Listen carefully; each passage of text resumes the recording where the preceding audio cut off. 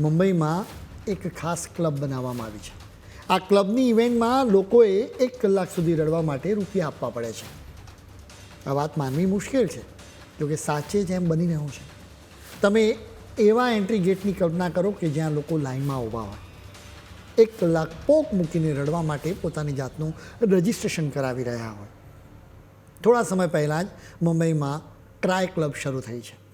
વળી આ માયાનગરીમાં એકસાથે અનેક જગ્યાએ આવી ક્લબની ઇવેન્ટ્સ યોજવામાં આવે છે. અહીં લોકોને રડવા માટે સુરક્ષિત જગ્યા આપવામાં આવે છે. વળી કોઈ વ્યક્તિ રડે તો તેને જોઈને બીજું કોઈ તેના વિશે કોઈ પણ પ્રકારનો પૂર્વાગ્રહ નથી બાંધતો. અહીં અજાણ્યા લોકો ભેગા મળે છે. તેઓ મુક્ત થઈને તેમની લાગણીઓને આંસુઓ સ્વરૂપે વહેવા દે છે. દરેક વ્યક્તિના જીવનમાં ક્યારેક તો એવી પણ આવે જ છે કે જ્યારે તે થાકી જાય, અથાગ પ્રયત્ન કરવા છતાં મુશ્કેલીઓથી છુટકારો ન મળે, કોઈને ગુમાવવાનું દુઃખ દૂર જ ન થાય. આવી સ્થિતિમાં વ્યક્તિ છૂટથી રડે તો તેનું મન હળવું થાય, ક્યાંક કોઈ ભાર ઓછો થાય.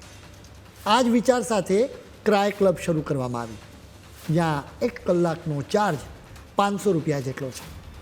સામાન્ય રીતે લોકો જીમમાં જતા હોય, જ્યાં ખૂબ કસરત કરીને પરસેવો પાડવામાં આવતો હોય. એ પરસેવો દ્વારા શરીરમાંથી ઝેરી તત્વો નીકળી જાય. એ જ રીતે આવી ક્રાય ક્લબથી મનમાં રહેલી નકારાત્મક લાગણીઓ આંસુઓ સાથે નીકળી જાય, એટલે મન હળવું થાય. વળી દરેક દુઃખી વ્યક્તિને એમ જ લાગે કે ભગવાન માત્ર એની સાથે જ અન્યાય કરી રહ્યો છે. જોકે આવી ટ્રાય ક્લબમાં બીજા બધાને રડતા જોઈને લોકોને કંઈક અંશે રાહત થાય છે. તેમને સમજાય છે કે થોડું કે વધારે પણ દુઃખ તો સૌને છે. એક સમય રડવું એ અંગત વાત હતી. જોકે એક જગ્યાએ અનેક લોકો રડે તો એ સારવાર બની જાય. એટલા માટે જ મુંબઈમાં ટ્રાય ક્લબ ખૂબ જ અત્યારે હિટ છે. સાયન્સની રીતે જોઈએ તો આવી ઇવેન્ટ્સ યોજવામાં કશું ખોટું નથી. તમે લાગણીઓથી તરબતર થઈને રડવા લાગો એટલે ઓક્સિટોસિન અને એન્ડોર્ફિન જેવા હોર્મોન્સ રિલીઝ થાય, જેના લીધે દુઃખ ઘટે અને મન શાંત થાય. વળી તમે ખૂબ રડો એટલે કોર્ટિસોલ જેવા સ્ટ્રેસ હોર્મોન્સ પણ નીકળી જાય.